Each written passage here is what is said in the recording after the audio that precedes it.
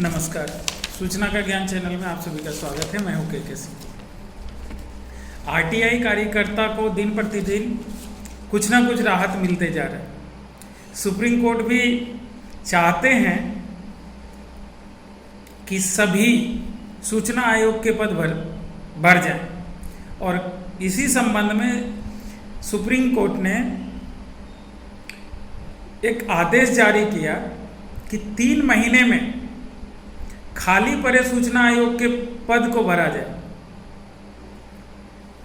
कई RTI, PIL और इस सब चीज के गहनता को देखते हुए सुप्रीम कोर्ट ने आदेश दिया कि सभी राज्य के जितने भी खाली पड़े हैं सूचना आयुक्त के पद, जहां पे आज सूचना आयुक्त नहीं है, कोई अन्य देख रहे हैं, तो सुप्रीम कोर्ट ने सख्त आदेश दिया है कि 3 महीने के अंदर सभी खाली पड़े सूचना आयोग के पद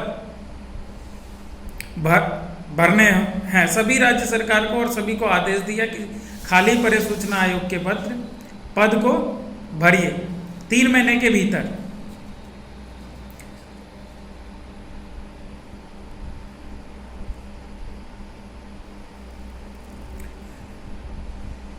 ताकि सभी लोगों को जो सूचना देते हैं या जो सूचना देने में कोताही करते हैं उनके ऊपर उचित कार्रवाई हो सके। सुप्रीम कोर्ट का यह भी मानना है कि वो कहते हैं कि हम चाहते हैं ज़्यादा से ज़्यादा लोग अपने संबंधित जो भी सूचना मांगते हैं उनको सूचना उपलब्ध कराई जाए।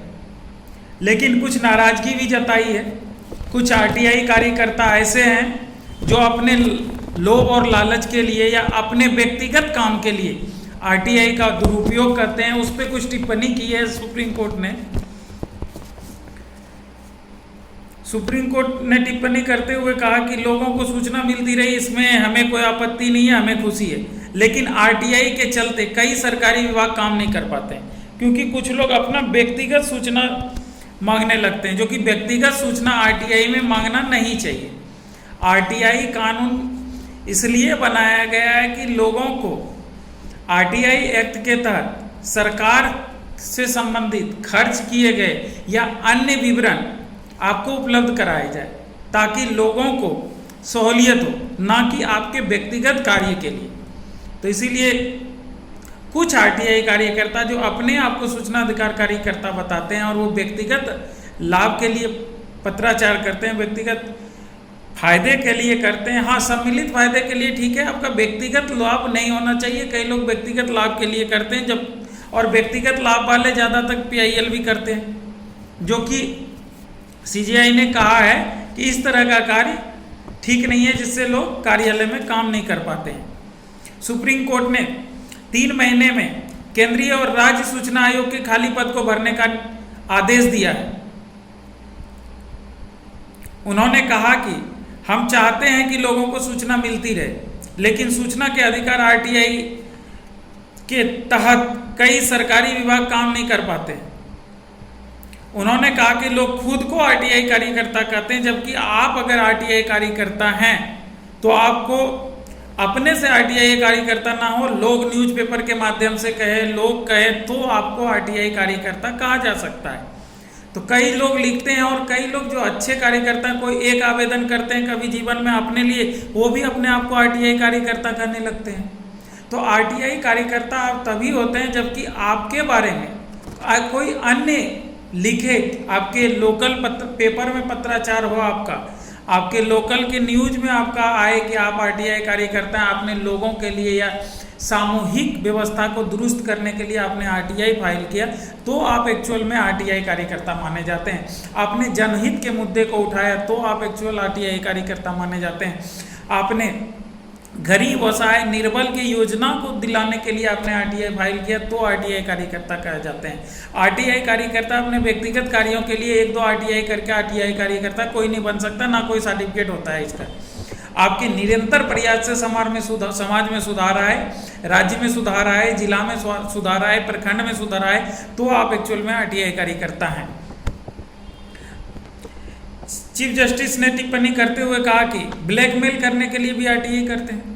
अगर कोई मुद्दा नहीं है, उसका कुछ और है, आपके व्यक्तिगत काम नहीं हुआ तो इसके लिए आप ब्लैकमेल करते हैं, तो ये गलत है। इस तरह का नहीं करना चाहिए। अगर किसी सामूहिक व्यक्ति के साथ या सामूहिक संस्था के साथ या सामूहिक फंड में किसी भी तरह की गड़बड़ी होती है, किसी का ये, आप सरकारी योजनाओं का जांच करवा सकते हैं। सरकारी योजनाओं में आपको पता है कि कहाँ गड़बड़ी है, तो आप उसके संबंध में आप लिख सकते हैं। या आप अपने अगर किसी को लिखते हैं तो कोई तथ्यपूर्ण जानकारी लेते हैं, और जिससे कि 500, 1000, 200, 110 लोगों को भी लाभ मिले, तो ऐसे आरटीआई कार्यकर्ता को सैल्यूट है।